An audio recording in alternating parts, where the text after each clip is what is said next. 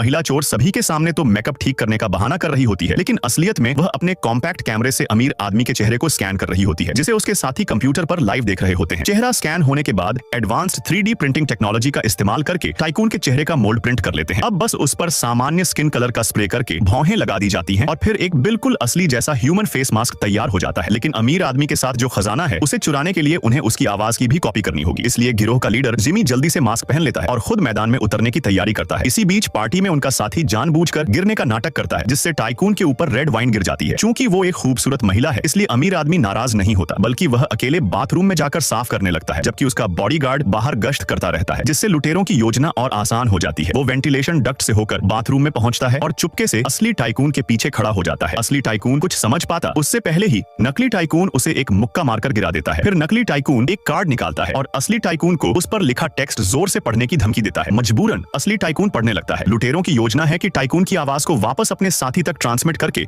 उसका क्लोन बनाकर जिमी के सीने पर लगे वॉइस मॉड्यूलेटर से कनेक्ट कर दे। दूसरी तरफ जोर की आवाज सुनकर बॉडीगार्ड बाथरूम की तरफ चल पड़ता है। साथ ही जल्दी से जिमी को पीछे हटने की सूचना देता है। अच्छा हुआ कि आवाज कलेक्ट हो चुकी थी, लेकिन उसे सफलतापूर्वक क्लोन करने में अभी थोड़ा समय लगेगा, इसलिए जिमी जल्दी से बाथरूम में मौजूद अपने साथी से मदद मांगता है। दोनों मिलकर बेहोश टाइकून को एक कोने में उठाकर ले जाते हैं। जिमी अपने सीने पर रेड पेंट स्प्रे कर लेता है। जैसे ही बॉडीगार्ड दरवाजा खोलता है, वो अपने कपड़े पोंछने का नाटक करता है। बॉडीगार्ड के सवालों का जवाब देने की हिम्मत नहीं होती, वो बस गले में तकलीफ होने का बहाना बनाकर खांसता रहता है। लेकिन इससे बॉडीगार्ड और ज्यादा चिंतित हो जाता है और अंदर आकर चेक करने पर जोर देने लगता है। अगर वो 2 कदम और आगे बढ़ता तो दरवाजे के पीछे छिपा साथी पकड़ा जाता। सौभाग्य से ठीक उसी क्रिटिकल मोमेंट पर एक साथी वॉइस कन्वर्जन पूरा कर देता है, जिससे वॉइस कन्वर्टर काम करने लगता है। मालिक की आवाज सुनकर बॉडीगार्ड को भी तसल्ली हो जाती है, लेकिन उससे पूरी तरह से पीछा छुड़ाने के लिए अभी भी पार्टी में मौजूद साथी की मदद चाहिए होती है। वो महिला एक सोशलाइट बनकर जिमी को डिनर पर इनवाइट करती है। ये टाइकून की प्राइवेट डेट होती है, इसलिए बॉडीगार्ड अब उसके साथ नहीं जा सकता। आखिरकार जिमी सोना लेकर अपनी साथी के साथ स्पोर्ट्स कार में सवार होकर वहां से निकल जाता है। क्या यह परफेक्ट प्लान था?